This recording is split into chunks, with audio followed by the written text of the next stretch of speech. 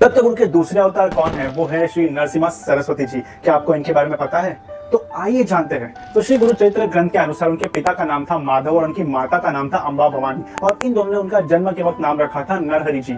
हर बच्चा पैदा होने पर रोता है, पर नरहरि जी के मुख से पहला शब्द निकला था वो था ओम। 7 साल की उम्र तक वो सिर्फ ओम शब्द का उच्चार करते थे और कुछ भी नहीं कहते थे, और इस बात ने उनके माता पिता को चिंता में डाल दिया था।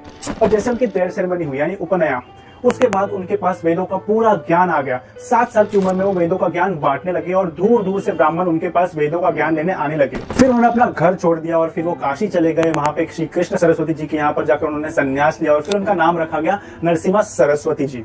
देश भर के धार्मिक स्थलों की यात्रा करने के बाद वो गांगापुर आकर बस गए। उनकी चमत्कारी शक्तियों से उन्होंने कई लोगों की मदद भी की। एक बार नरसिम्हा सरस्वती जी ने सुल्तान ऑफ बेदर को भी बीमारी से ठीक कर दिया। उनकी चमत्कारी शक्तियों की चर्चा देश भर में होने लगी। देश भर से लोग उनसे मिलने आने लगे। इसलिए नरसिम्हा सरस्वती जी ने जाकर करदाली वनों में समाधि ली।